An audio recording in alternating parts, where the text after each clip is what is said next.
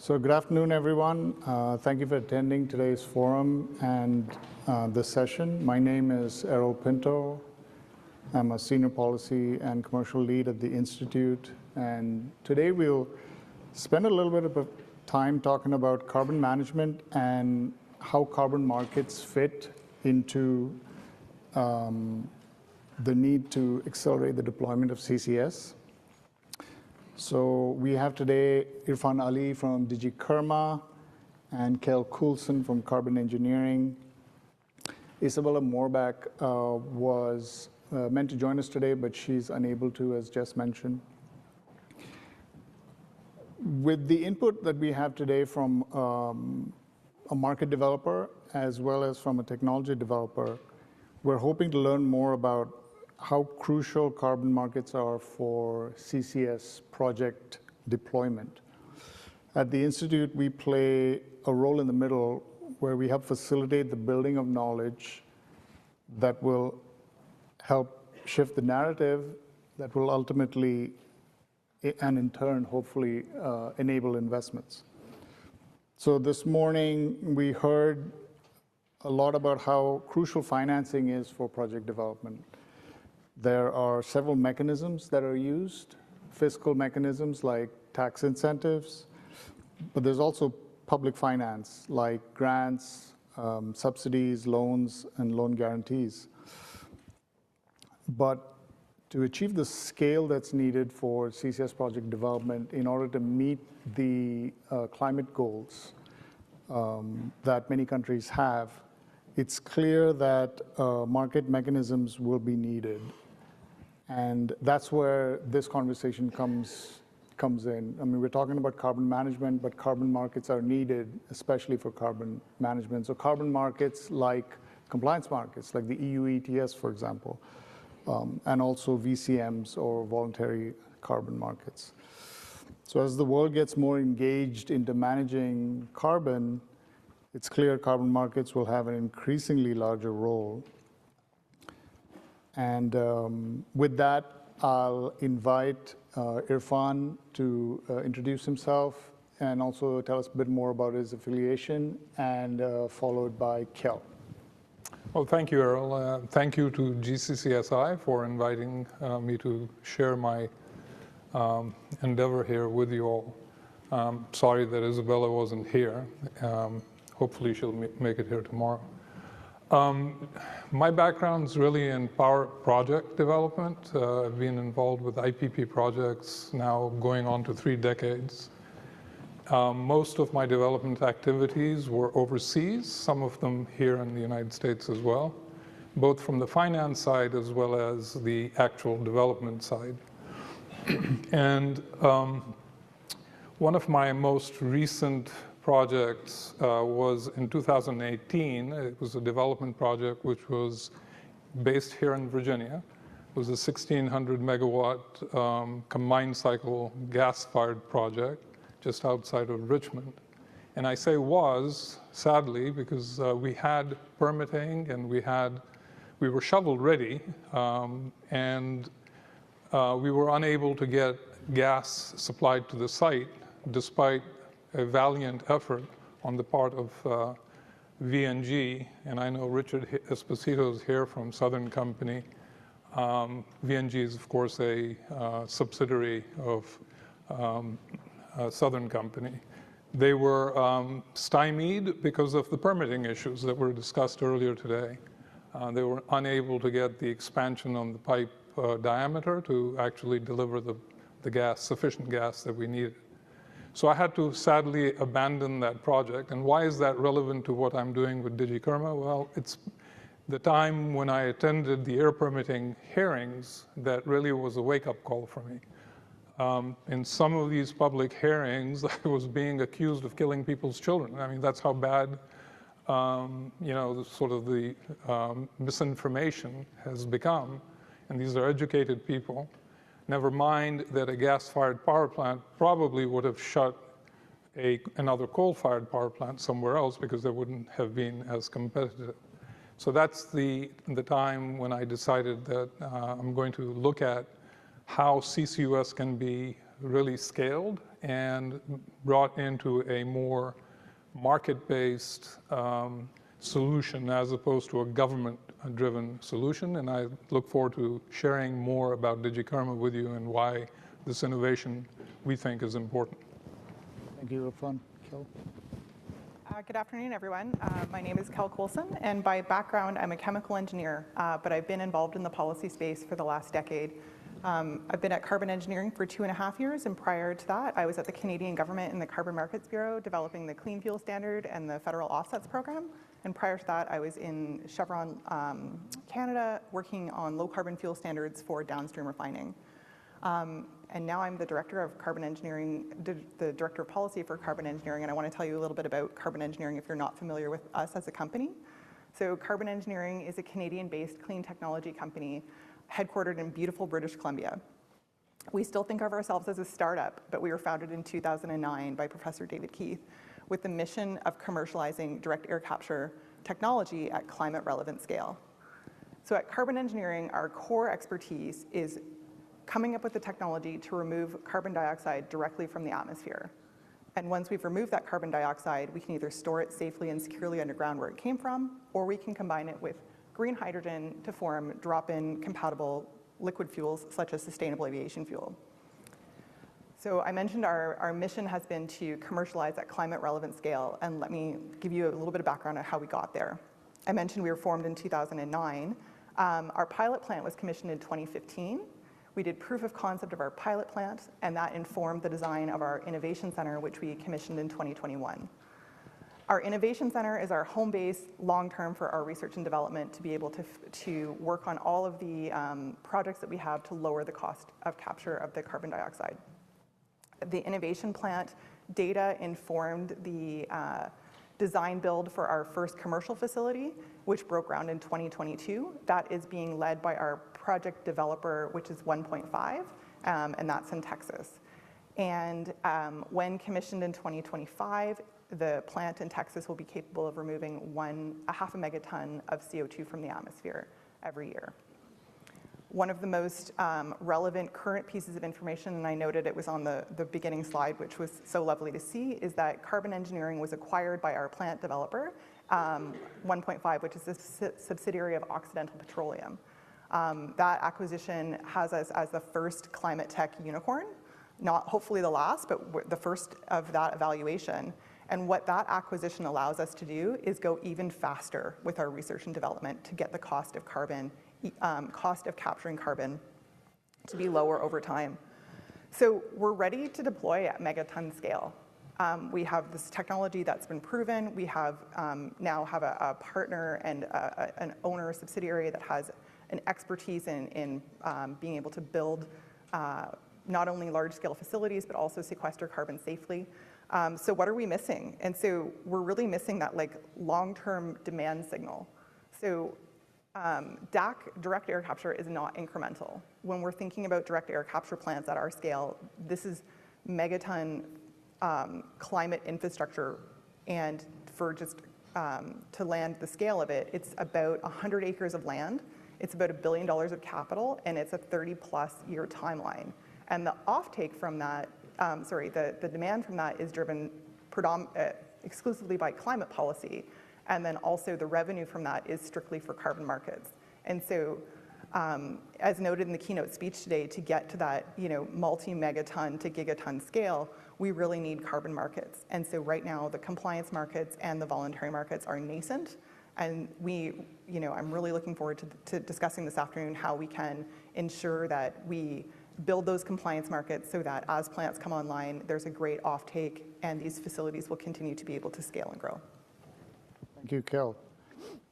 So with that, we'll set the stage first by discussing fiscal incentives and then bringing in the discussion on markets. This way, the intention is to address how both these types of mechanisms can affect the bottom and top line of the income statement.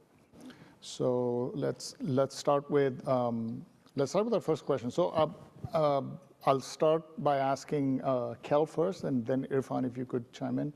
How does fiscal incentive support, like for example the 45Q tax credits in the U.S., drive CCS project development? And an add-on to that for Irfan is, do you see fiscal incentives as a possibility abroad as well? So let's start with Kel.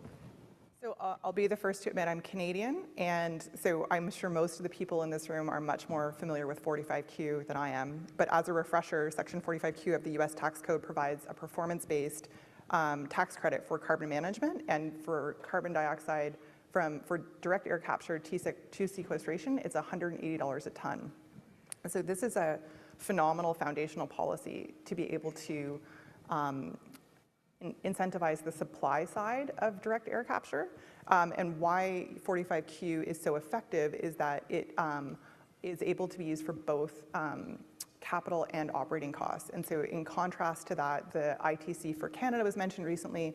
That is CapEx, is capital only, and so it doesn't quite allow for the same type of incentive. Direct air capture is OpEx heavy, and so having 45Q be able to be applied as a straight ton is why it's become so effective and why there's been so much activity in the direct air capture space in the US. So I think I should begin by giving you a little bit of a quick overview of what DigiKarma and Carbon Karma really is all about and why I launched it, because it really addresses this issue head on.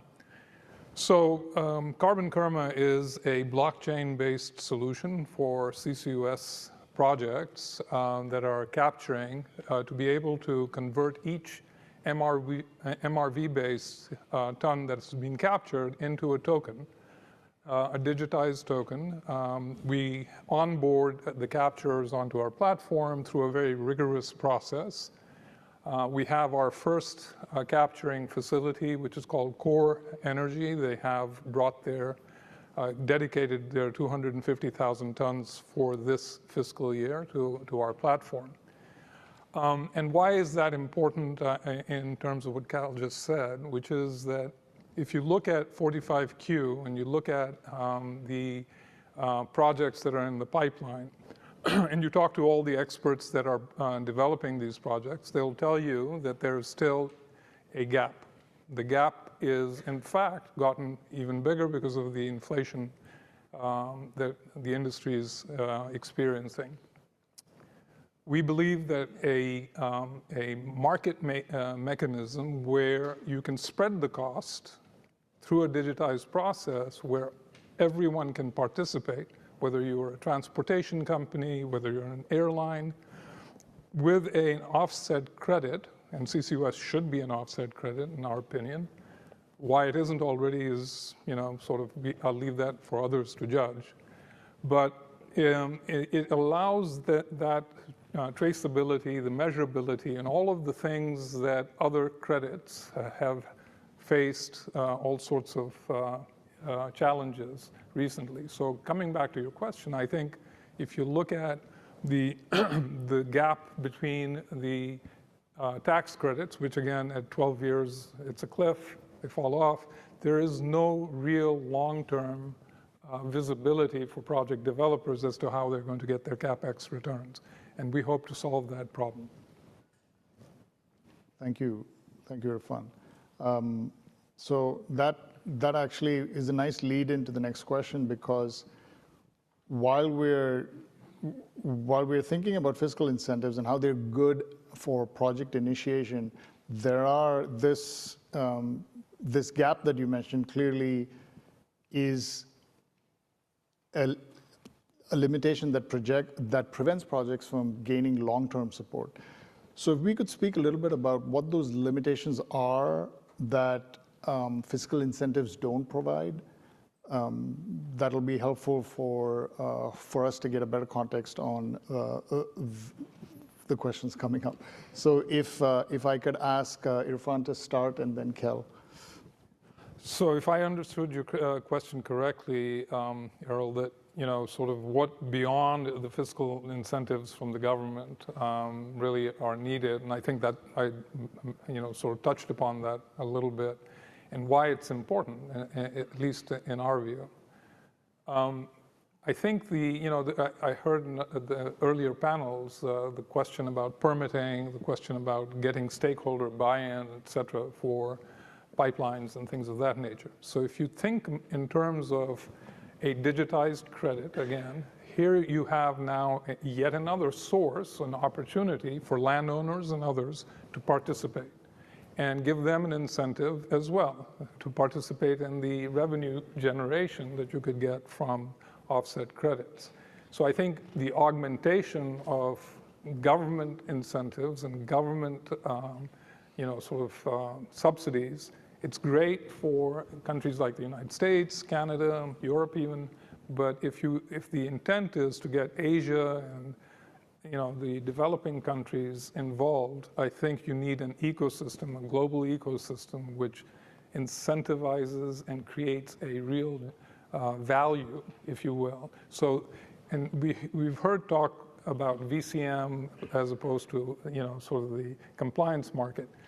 Again, this is our view that that's all converging, and you're going to see at some point a VCM and compliance market convergence because the goal and the objectives are so big. One cannot, by itself, reach those goals. So I don't know if that answers the question. That's helpful.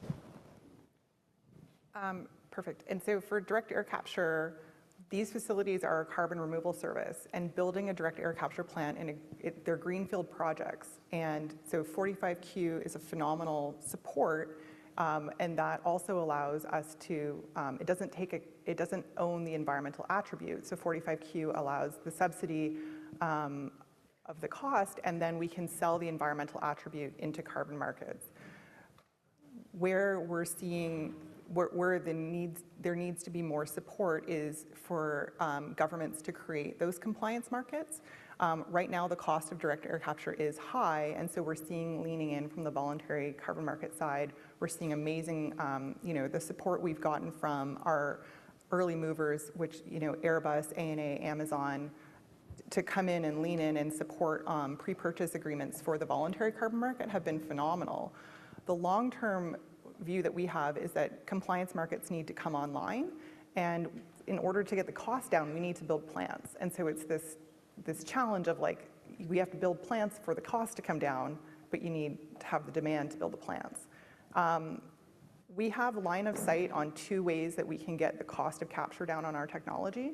One is an evolutionary route. So our technology is for existing units that currently exist in industry, and we knit them together. So just as an example, our front end of our system is based on a cooling tower design, and we repurposed it from, instead of doing heat transfer, we do mass transfer with it. So we know that we can knit these four technologies together in a much more efficient manner. We also have a revolutionary pathway where we are looking at how do we step change the technology. And so we have 150 people in Squamish working on this R&D. And the outcome of that, if we can build it out, will be a price point that would sit and nest comfortably in a compliance market that is aimed for the right hard-to-abate sector. We're never going to be an alternative to an $8 offset, but if you pair us into a compliance market like a low-carbon fuel standard, in the long term, it is a good fit, and that's where the demand will go for the mega and hopefully gigaton demand for direct air capture. Thank you, Kel. So we spoke a bit about fiscal incentives, but we kind of touched on tax incentives especially, but I'm curious as to how other fiscal incentives like government subsidies like loan guarantees and grants together with the tax incentive can serve to help meet the gap for project financing. But what's clear from our discussion here is that there's still going to be a gap that needs to be filled by the markets. So how do all these sources of project financing kind of work together to help finance a CCS project? Have you seen examples of that you can share of, or maybe even some light that you could shed on that would be helpful? Start with Kel. And so I'll mention, in terms of how we got to commercial viability, the amount of government support from our host country in Canada was how we were able to develop over 14 years. There is I won't speak to all of it, but there's been so much support, including things like SR&ED credits, which incentivize innovation in Canada, And so that helped us get to commercialization. And will be needed for other direct air capture companies as they go through the research and development to commercialization stage. Where we're at now is that we need big signals that go beyond some of those. And so one of the ones that wasn't necessarily mentioned in the question that we find really powerful is government procurement. And government procurement, US DOE has a great signal. We've seen one from the International Energy Agency. And this signal of government procurement helps that next tranche of buyers have confidence in the technology. So it might not necessarily be a significant volume, but government's leaning in to say, we're going to pre-purchase a little bit of direct air capture, gives those companies that don't necessarily have massive teams of people who are doing due diligence on this, the ability to say, you know what, I want to lean into. And so that's one of the things that would be also helpful in addition to some of the grants and the tax subsidies. Like as we see governments roll out, government procurement is something that we see is really important. So from my perspective, again, I think that while certainly a lot of the things going on in the DAC market are encouraging and welcome, I think the CCUS market, the traditional CCUS market, is getting somewhat of a short shrift. So Kel touched upon incentives by the government procurement. It's worth noting that DAC is mentioned, removals are mentioned, but CCUS is not specifically called out in the most recent DOE information request that's come out. I think it's important that CCUS also get a seat at the table because it is the most scalable solution and the most the proven and scalable solution that's out there. That is not to say that DAC can't get there at some point, but right now, as an example, our platform, we've set a kind of a benchmark price of $100 a ton on our platform, and the reason why we're doing that is because of what you just alluded to, which is what is the gap between the tax credit and getting to FID. And we're talking to developers, and there are a bunch of these projects that are in the pipeline, and we speak to the developers, and that's the kind of range that we're being told, that if we had another $100 a ton, we probably can get across the finish line. And so we've set our platform at that price with the hope that, and we're not waiting for the government to necessarily buy it, but we're hoping that the large emitting sources, airlines, et cetera, that would make a lot of sense for them to be offsetting with something that's traceable, something that's sort of fractionable, and you can spread the cost across your value chain, connecting the dots, if you will. So this is really helpful because it sets up this discussion to where now I think we're able to talk about how the carbon markets, together with other fiscal incentives, serve to help us manage both the top line of the income statement and the bottom line. So revenue generation is key. So the next question I have is how can CCS projects qualify is basically the question I'm trying to get at. But what are the pathways or potential pathways for CCS projects to qualify, and how can tax credits and revenue management work together to support these projects to develop? I'll start with you, Irfan, and then go to Kel. Well, again, I think you can parse this in several ways. From our perspective, we're looking at this, again, without the government sort of aspect to it, which is, I think, a separate conversation. But from our perspective, when we look at a project that we're going to onboard, we go through fairly significant, sort of due diligence, and we look at the existing sort of MRV plan. We get access to the data, whether it's Battelle, whoever has done the independent review of that particular plan. We will look into it. We'll get access to it. That's by agreement. We have a very elaborate carbon purchase agreement in the back end, which allows us, again, to be very comfortable that this facility has not used for themselves or sold environmental attributes prior to coming onto our platform. So we have our own process, if you will, that differentiates between the various different projects that are ongoing. But that's how we manage to ensure the viability and the quality, if you will, of the credits, which then translate into the revenue. Kel? So one of the things that's really important for us when we're thinking about pathways into markets is optionality. And if you think ahead to hopefully 2030, we could have 2 or 3 large half megaton or megaton plants that are built, and those will operate for 30 years. And so as different compliance mechanisms are coming online, the optionality to be able to work across different systems and respond to the demand of both customers and the market is really important. One example that we always point to, California was, leading in including direct air capture in the low carbon fuel standard. One of the things that's amazing about California's model is that it's currently geographically agnostic, which means if there's a ton of CO2 sequestered in Texas, California can get the credit. We also are looking ahead, one of the newer examples, which is from my home province, is the British Columbia low carbon fuel standard, which has traditionally obligated both diesel and gasoline, but has recently expanded beyond road transportation to include aviation fuel as well. Aviation fuel is now included in the low carbon fuel standard, and direct air capture is now included in that low carbon fuel standard. So now you're matching and in the fall, I believe the price point of that market was $350 US per ton, with a penalty of, I think, $600 Canadian a ton, my mixed currency. But why that's important is that is an early signal of one great compliance pathway that could work for direct air capture, because you're obligating aviation, which is a hard to abate sector, and it pairs our removal price with the right hard to abate sector, as opposed to putting us into an ETS, which at this point they're going to compete with lower cost alternatives.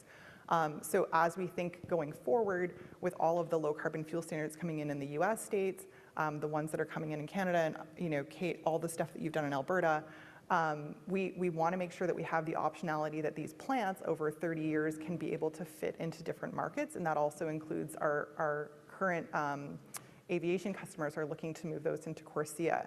The other thing that becomes an interesting concept that we will have to figure out is the utilization piece.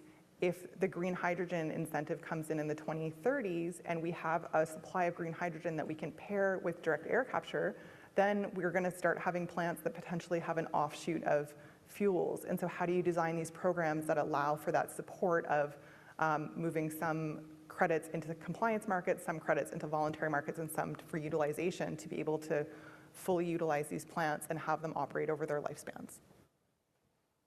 Thank you, Kel. So speaking a bit about the differences between compliance and voluntary carbon markets, I want to get a sense for compliance markets like the EU ETS or other cap and trade systems. Are they sufficient to meet the goals of the Paris Climate Agreement? And as a follow-up to that, VCMs are affirmed under the Paris Climate Agreement.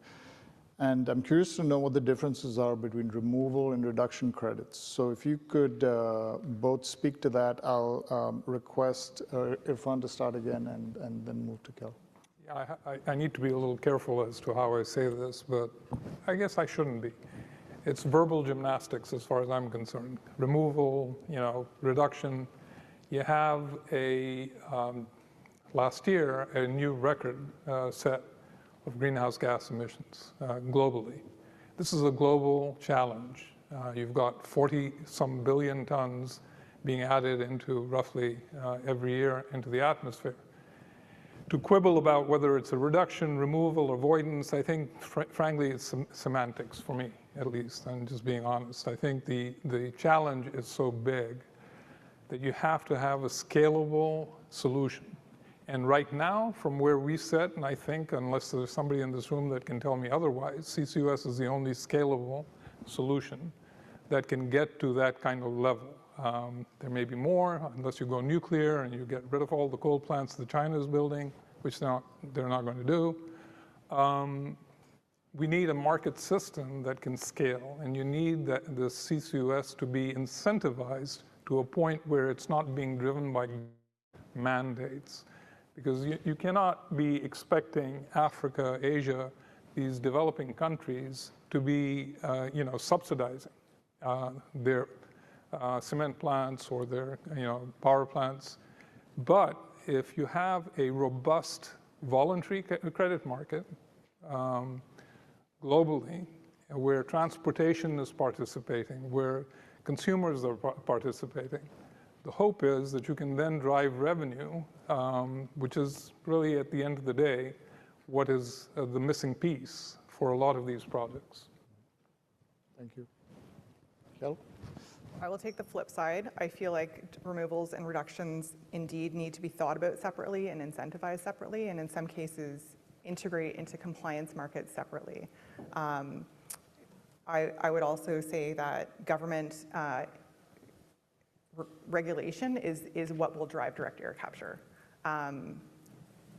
Where we're seeing the European Union and the United Kingdom lean in is both. First, the United Kingdom is looking at greenhouse gas business models for how to incentivize direct air capture and also BECCS. And in combination with knowing that there needs to be additional support from a policy support, whether it's a contract for difference or whether it's another type of policy support, before thinking about integrating it into their ETS. And also the European Union is at the beginning of thinking through how to support removals, and then in the long term, if they're going into the EU ETS, how that looks going forward. So long term, I think we definitely need to have direct air capture be able to move into these compliance markets, but in the interim, the policy support will be very different for that technology versus reduction technology, which is also needed. So it's not an either or, it's just different. When it comes to, I think there was a comment about the Paris Agreement. So for us, what's really important from some of the conversations that are happening is that our direct air capture plants, for the foreseeable future, the US is where they're going to be deployed because of all of the great policy support work there. But moving those removal credits into international markets will need to have the functional framework of the Paris Agreement, or to move them from the Paris Agreement into international aviation, so ICAO, CORSIA. So we have a lot of aviation sector support. They would like to be able to use those credits, so we need to have those frameworks functional to be able to move megatons and gigatons of removals through those systems. And the last piece that I think goes a little bit with the Paris Agreement is we need to ensure that the underlying GHG inventory is reconciled for both direct air capture.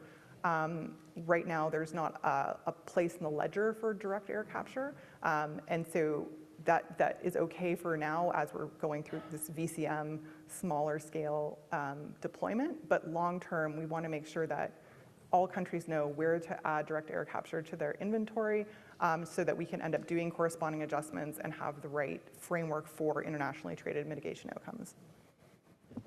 Thank you, Kel and Irfan. So, you touched on the policy environment, the policy support that would be needed. What kind of a legal and regulatory and policy environment would be needed for more liquidity in this market to ensure that project developers and customers that are interested to participate to sell and purchase them have the ability to do so? And also, as an add-on, is there a regional bias to where the credits are generated versus where they're needed or used? If you can both comment on that, I'll start with Kel and move to Irfan. So I think I've touched a little bit on it before, but having direct air capture integrated into compliance markets and obligated hard to abate sectors is one of the points we're looking for when it comes to liquidity. Obviously, we love market connections, so as more markets are able to connect, that just adds fungibility through systems, but that has to be underpinned by the carbon accounting and inventory that I had mentioned earlier. Sorry, what was the second part of the question? Oh, regional. Yeah. So I did touch on the fact that most of our plants will be deployed in the US. That's due to, for direct air capture, it was touched on earlier, large energy load needed. That energy needs to be low carbon energy, and it needs to be additional to what's in the grid in order to make sense for our plants. And you need to have geological storage. And so at some point, there's lots of maps out there where that shows globally and also where it shows in the US. We're going to see those plants deployed here. The uptake, I wouldn't say is necessarily regionally, but we're seeing sectorally with the aviation sector leaning in. IATA, which is the International Aviation Trade Association, if I've got that right, has their net zero report where they're looking at 500 megatons that are needed for the decarbonization of aviation. So sectorally, we're seeing the demand from aviation, and I think long-term we'll also see demand from countries that don't have the land mass to be able to host the plants. And so Japan is a great example. Their latest compliance market is looking at being able to potentially take offshore direct air capture credits. Japan is obviously land constrained, and so you might see those credits move from areas where the direct air capture plants are into those emissions that are associated with those countries. So from our perspective, again, we're kind of agnostic as to where the carbon is captured and sequestered. We're issuing credits that are tradable worldwide, and it's a voluntary market that we're addressing. So from our perspective, it's not that sort of important that they're traded in the place where they're captured. They don't need to be. But I think it does touch upon the sort of, again, the DAC has certainly its place. In fact, DAC captured and removed carbon is welcome on our platform. We've designed it that way. The only restriction we have on our platform is that the emissions be geologically sequestered. So, but it's the pricing thing, right? I mean, DAC is expensive, as Kel said earlier, and they need, I guess, $500 to $1,000 a ton at the moment, roughly. Whereas, we at CCUS, on the other hand, you're looking at $100 a ton and very scalable, and the market demand hopefully will push the price up even more once it gets going. But that's kind of the level of difference, and I think, from our perspective, it's a global market. We hope Asia, Africa, and all these developing countries also participate. So speaking a bit about the global market, it's clear that there are some barriers that prevent this realization of a liquid, fluid, global carbon credit market. Because, so we touched a little bit on the fact that, capture plants and facilities need necessarily be in the same countries as the entities that need to use the credits that get generated. So if you can touch on, some barriers that exist currently to prevent this realization of a global market, that prevent the liquidity of this global market, it'll be helpful to shed some light on that, and I'll ask either of you to comment as you see fit, or not. Okay, I can take that. Yeah. So there are barriers, I think, generally speaking, towards, we all know this, I think, that are in this room, that are CCUS practitioners or somehow connected with the industry. The standards setting bodies like Verra and others have, shied away from CCUS. It's no sort of nothing surprising. So there is a built-in sort of a bias where CCUS is seen as this fossil fuel enabling or prolonging type of a technology. It has presented itself as a challenge, but I think we're overcoming that because the reality is beginning to set in. People are looking at what's going on in Europe. After the Ukrainian conflict, you saw prices going sky high on many of the their sources of energy. And, wind and solar were not able to meet the requirements. And we're beginning to see that here in the United States as well. So my point is, I think, to address your question, I'm not sure I'm addressing it directly, but generally speaking, I think that we're at a point now where people are beginning to see CCUS, average people now, even in the environmental movement. Clean Air Task Force is a great NGO. They've done an amazing job. And they're at least in the forefront of pushing this so that these barriers do begin to come down. But they are still there. There are challenges because, if you're a developing nation in Africa or you're a developing nation in Asia, you have not historically been a major emitter. You just haven't. And for the West to come and tell these countries that we are not going to lend you capital for your coal-fired power plant or natural gas plant, I think it's a little bit hypocritical, and it's probably not welcome, this sort of approach. So in the meantime, if the intent is to, as Chuck McConnell, who's not here today but will be here tomorrow, loves to say, if it's about the emissions, deal with them, not the source, right? So that's essentially what it comes down to. Thanks, Irfan. I think there's a short follow-up to that I'd like to ask, and then let's go to the audience for some questions. But so we talked a bit about the growing energy needs of the developing world, but there are also commitments that these countries have made towards meeting their own NDCs. So carbon markets and CCS in particular, affiliated with carbon markets, can certainly help meet these, help kind of bridge this gap that exists between them meeting their commitments as well as ensuring that they have their energy needs. So if you can touch a bit on that when it comes to them meeting their NDCs and how markets can help with that, that'll be helpful. And then we'll move to the audience. So you're referring to the developing countries particularly? Yes, developing countries in particular. Yeah, so if you look at the developing countries like India, et cetera, and historically, their indices are pretty much, meaningless almost, because they have such a ways to go before they even reach those particular signatory requirements that they've agreed to. So they've got plenty of room at this stage, and they're not worried about CCUS. They're not worried about carbon capture at the moment, and rightfully so. They're more focused on developing power, to affordable power, to meet the demands of their industry and their public.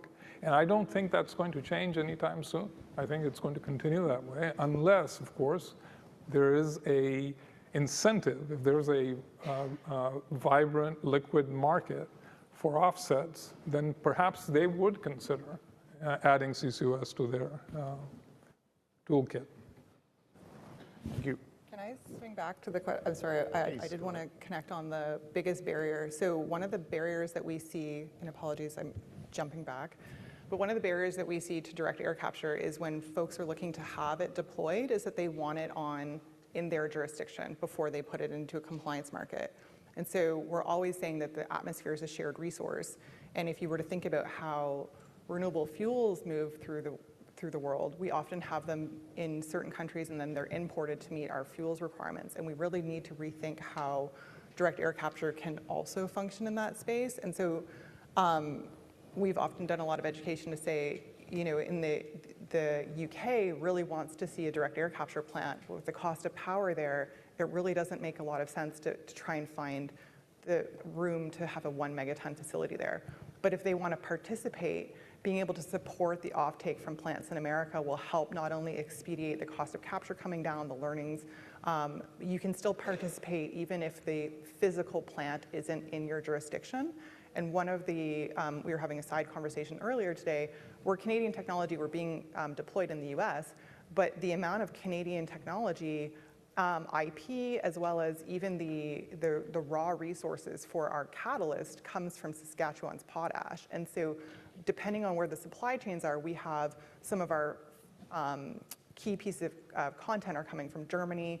We have all of this list of, 20 plus countries where the technology is coming from. So even though the plants exist in the US, I would love for countries to think of being able to support US offtake into their compliance markets as the stepping stone to being able to do direct air capture deployment, even if the conditions aren't necessarily correct, whether it's economic or physical conditions in their home countries. Thank you, Kel and Irfan, for a robust discussion. I'd like to open it up to the audience. We still have a few minutes, so please go ahead and ask your question. And if I can ask you to look for one of my colleagues with a mic, that'll be helpful.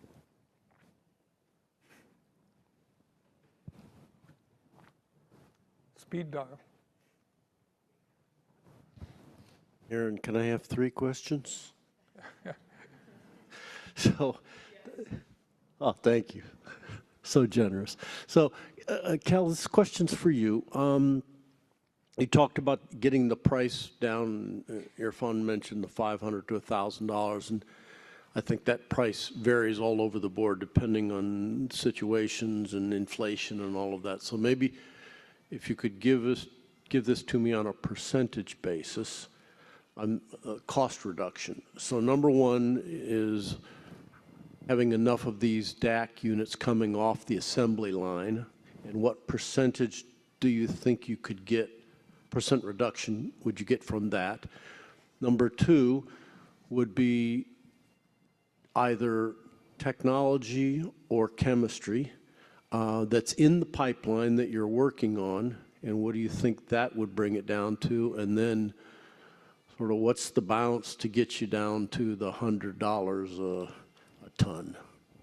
Just super easy questions, right? Yeah. We like to call them dactories. How do you get all these DAC plants off the assembly line? So a lot of that is super confidential, right? Like a lot of it is very IP specific in terms of what we're looking at next. In terms of a percentage, significant, right? Like probably 20% efficiency in the near term and then in the long term. So for example, I mentioned the front end of our facility that is the cooling tower. A lot of the IP and research is going into that packing efficiency. And so that's really an elegant way that we can put a ton of intellectual firepower, because that's something that if we learn enough and we can change, we've already changed out that front end material in our innovation center. And so if we start operating 1 or 2 plants and then we gain a huge efficiency, we can go retrofit those plants without necessarily having to do everything. So I'm not able to give you a great answer, because at some point I would double check all of that with what I can and can't say from an IP perspective. But it's the confidence that we have, again, on both those revolutionary and evolutionary pathways, that we'll have learnings in the CEIC, we'll have learnings in our innovation center when we're running those campaigns to help inform the next design. But we also will have to learn from that full deployment of plants. So it's nice to have the research and development facility in Squamish, and we're always up to host a tour if anybody's in Squamish, BC in the summer. But at some point, running the campaigns on the smaller facility will help inform, and hopefully that means that we don't necessarily have to build these huge plants in order to get that realized efficiency. Thank you. I think we have time for maybe one more quick question, and then we'll have to call time.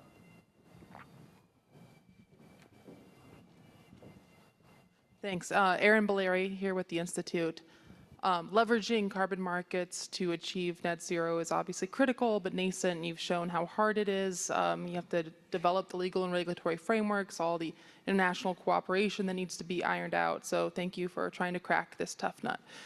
You touched on it a bit, but who are the ideal buyers of carbon credits, either from DAC or from Point Source or from your platform? And for Irfan, who are the ideal sellers of these carbon credits?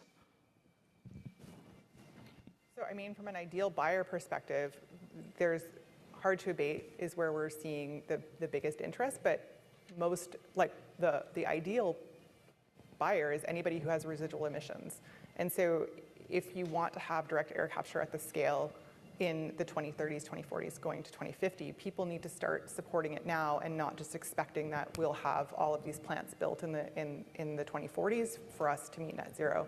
So everybody, because everybody's going to have some type of residual emission, but really the hard to abate sector leaning in first. And there was a second part, the sellers.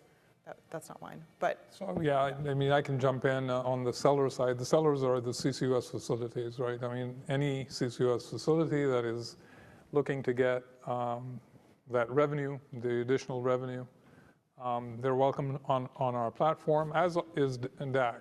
And the buyers really are, as Kel said, any transportation scope 3 emitter that has, I mean, I give you United Airlines, I mean, 30 million tons or thereabouts every year. And these airlines and shipping companies, as we all know, have had a tough time. Some of them are getting sued. KLM got sued, lost their lawsuit in Europe because of greenwashing.